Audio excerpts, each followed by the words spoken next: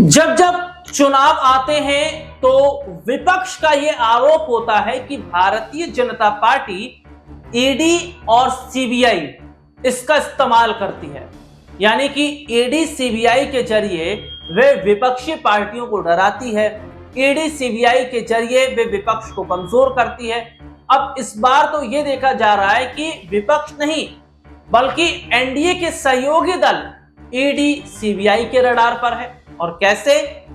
NDA के जो सहयोगी दल हैं वे एनडीए का साथ अब नहीं छोड़ सकते, या कुछ और हो सकता है, इस पर आज हम बात कर लेते हैं। दरअसल बिहार में होने वाले विधानसभा चुनाव से पहले इन दिनों लैंड फॉर जॉब स्कैम का मामला चल रहा है।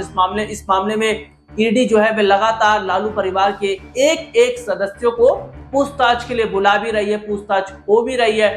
तो ऐसे में एक बयान सामने आ गया आरजेडी के एक विधायक का, जिसमें उन्होंने कहा कि ये तो नीतीश कुमार को डराने के लिए किया जा रहा है ताकि नीतीश पलटे ना, ताकि नीतीश जो है वो आरजेडी के साथ ना आ जाए। क्योंकि खबरें ये चल रही थी कि अगर एनडीए की सरकार बन गई और नीतीश सीएम चेहरा नहीं रहे तो नीतीश आरजेडी की तरफ चले जाएंगे। तो ऐसे में आरजेडी विधायक का यह कहना है कि बीजेपी ने नीतीश को डरा दिया है कि भैया आपकी सरकार में भी कई घोटाले गड़बड़ियां हुई हैं, चाहे वो पुल गिरने का मामला हो या अवैध निर्माण के मामले हो, जंगल राज की बात हो, तो इन मामलों की भी अगर फाइल खुलेगी तो नीतीश को भी अब पूछताछ के लिए फिर जाना पड़ेगा। और ऐसे में देखा जा रहा है कि अभी हाल ही में चिराग पासवान पर भी कुछ आरोप लगे थे। एक महिला कारोबारी ने लगाए थे कि उनके चिराग पासवान और उनके कुछ करीबी जो लोग हैं उन्होंने महिला कारोबारी के साथ जो है वे गलत किया है और उनकी कंपनी को नुकसान पहुंचाने का काम किया है, जबरन उनसे पैसा वसूलने का काम किया है। मामला बीते कुछ दिनों पहले चल भी रहा था।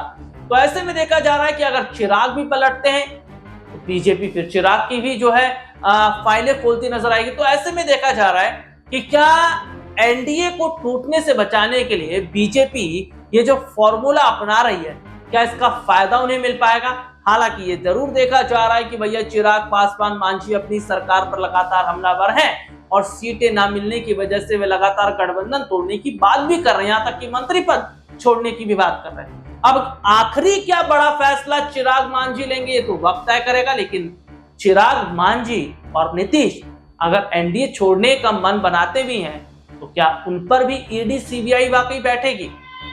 आज के लिए इतना ही, आपसे फिर दोबारा मुलाकात होगी, तब तक के लिए इजाजत दीजिए। नमस्कार।